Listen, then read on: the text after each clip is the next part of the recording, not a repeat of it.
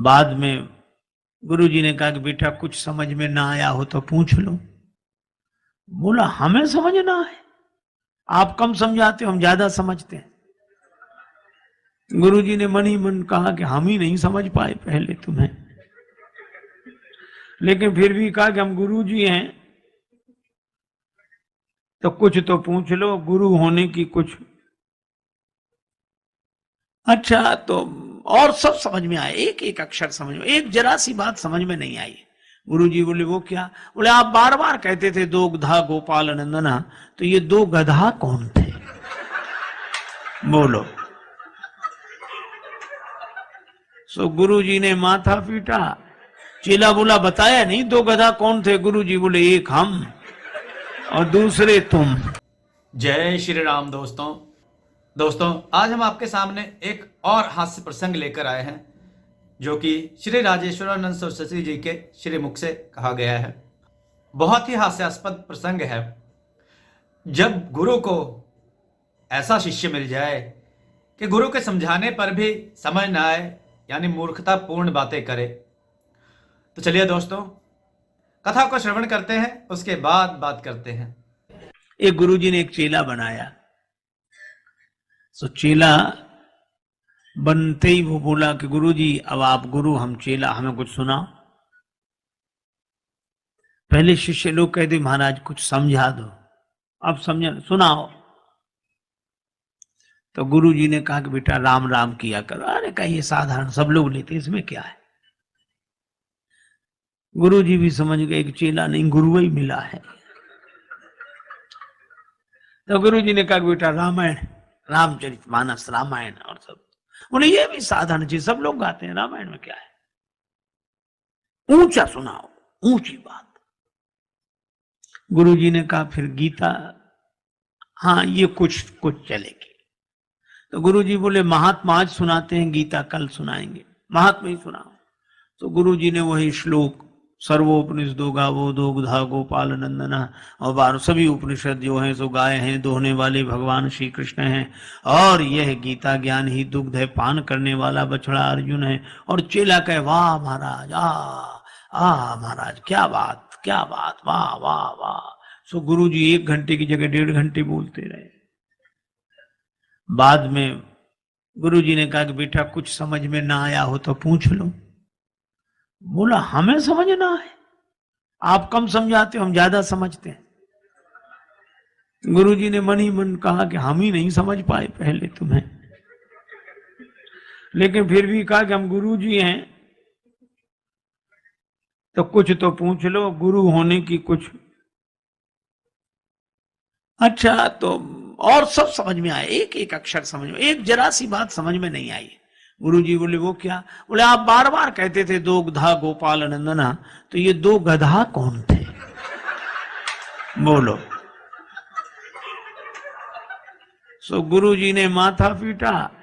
चेला बोला बताया नहीं दो गधा कौन थे? गुरुजी बोले एक हम और दूसरे तुम। एक गांव में रहता था एक कोई व्यक्ति, उसकी नाक कट गई, झगड़े में या किसी तरह कट गई। अब कौन वहां तक पता लगाने जाए, कट गई। अब बेचारा परेशान, एक तो नाक कट गई, गांव में जहां से भी निकले सभी लोग कहते नकटे भैया आ रहे, कोई कहता नकटे ताऊ, कोई नकटे चाचा, कोई राम राम भी करता तो कहता नकटे चाचा राम राम। उस बेचारे को बड़ा बुरा लगे, लेकिन करे क्या, नाक को छिपावे भी तो कैसे। कान कटे तो कुछ टोपी लगा ले, कपड़ा बांध ले, आंख ना हो तो चश्मा लगा ले, नाक का क्या करे, सीधे सामने ही साफ। तो उसने सोचा नाक कट गई तो नकटे की कोई इज्जत तो होती नहीं है। तो उस नकटे ने इज्जत पाने के लिए एक युक्ति सोची, क्या, साधु बन जाओ।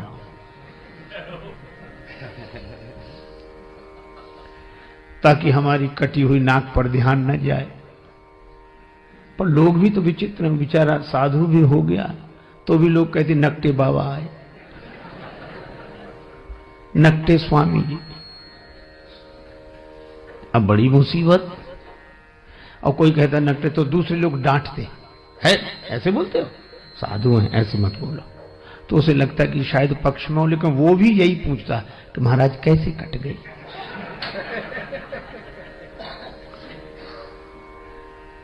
अब उसको लगा कि इस क्या करें, तो एक कुटिल योजना उसने मन में बनाई। एक आदमी ने एकांत में आकर पूछा कि नाक कैसे कट गई। बोला ये बहुत बड़े रहस्य की बात है, कटी नहीं है, हमने खुद काटी है। सो क्यों? एक दिन भगवान ने कहा स्वप्न में, तू मुझे चाहता है, मेरा भक्त है, तो मेरे लिए क्या कर सकता है, तो मैं तुझे प्राप्त हो जाऊं। मैंने स्वप्न में कहा आप जो कहें, सिर काट कर रख दो। भगवान ने कहा सिर नहीं, केवल नाक काट ले, मैं दर्शन दूंगा और सदा तुम्हारे सामने रहूंगा। तो जब से नाक काट दी मैंने, भगवान प्रकट हो गए और देखो ये दिख रहे हैं सामने, दर्शन रहा। हा जय हो प्रभु, ये भगवान दिख रहे हैं, हमेशा रहते हैं, हमको खूब दिखते हैं। और भगवान ने एक बात और कही थी कि तुम जिसकी काट दोगे उसे भी दिखेंगे।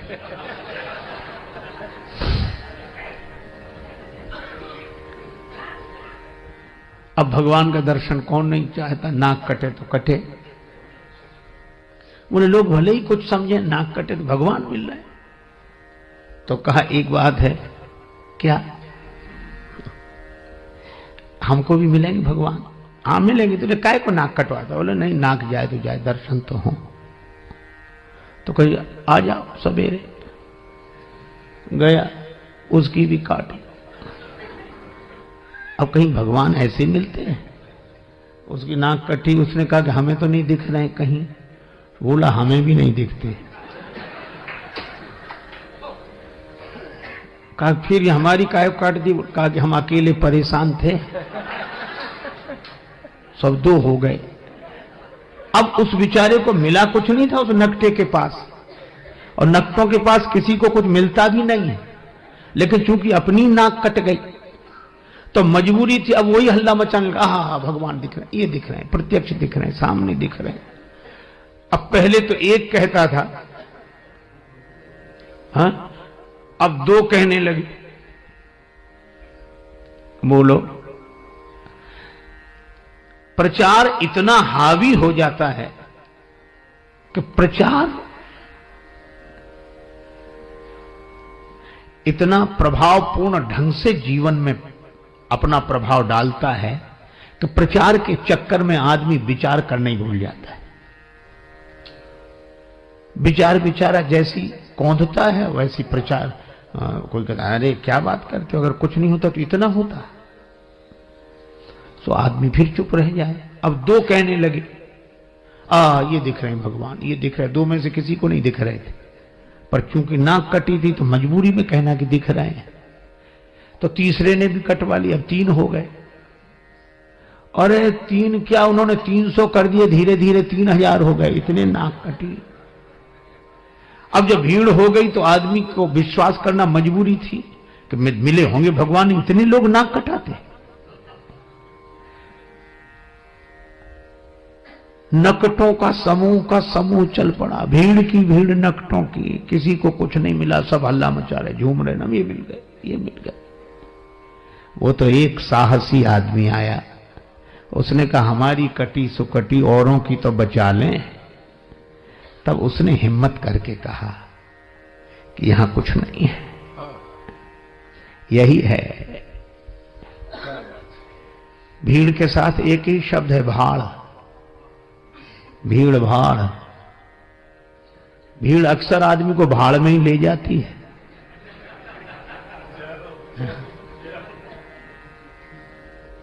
अब प्रचार की क्या बात कहें, आप अन्यथा न ले, मैं श्री राम कथा ही कह रहा हूं। एक पल नहीं जिए जो इंसान की तरह, एक पल नहीं जिए जो इंसान की तरह, वे पूज रहे हैं आजकल भगवान की तरह।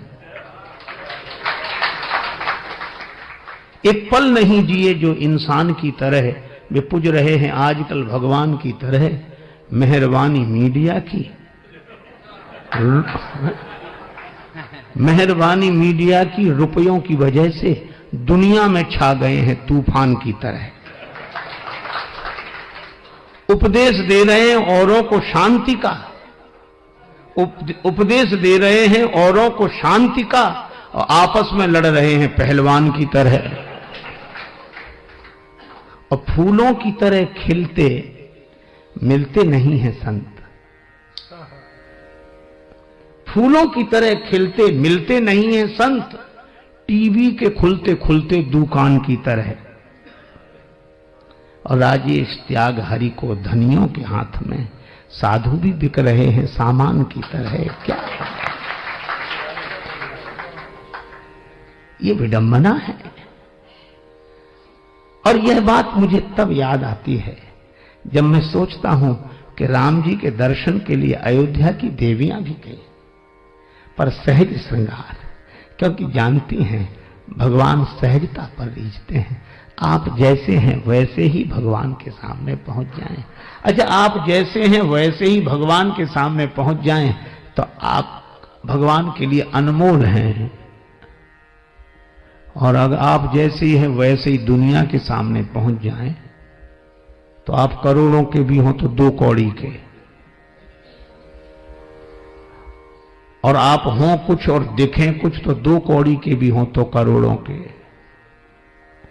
पर बनावट जहां चले तो ठीक, पर भगवान के यहां तो न चले। इसलिए सहज श्रृंगार, सहजता ही जीवन का श्रृंगार है, सरलता। तो दोस्तों सुनिए आपने ये कथा, बहुत ही उत्तम और रोचक कथा थी, बहुत ही ज्ञानवर्धक भी थी। कहने का अभिप्राय यह है कि मूर्खों के सामने आप कितने भी बड़े ज्ञानी क्यों ना हो, कितना भी बड़े ज्ञानी क्यों ना हो, कितना भी ज्ञान क्यों ना उसे दे दे, मूर्ख व्यक्ति अपनी मूर्खता नहीं छोड़ सकता। दोस्तों कुछ लोग ऐसे व्यसनों के पीछे पड़ जाते हैं, जैसे बुरे संगत में फंस जाए कोई, उसे निकालने की बजाय जो बुरी संगत में फंसा होता है वो उसे अपने तरफ और खींचता है। दूसरे भले आदमी को कहेगा कि नहीं ये चीज बहुत अच्छी है, एक बार तुम भी ट्राई करके देखो। ये आज नहीं ट्राई करेगा, 2 दिन कहेगा, 3 दिन कहेगा, चौथे दिन वो व्यक्ति ट्राई करेगा। वो तो खुद फंसा ही हुआ है बुरी संगत में, उसे भी फंसा लेगा, कहेगा हम तो डूब ही रहे हैं, इन्हें भी अपने लपेटे में ले।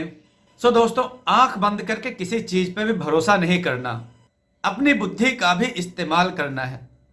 और दोस्तों कोई भी कार्य करने से पहले हमेशा प्रभु को याद किया करें, आपके हर काम अपने आप पूर्ण हो जाएंगे।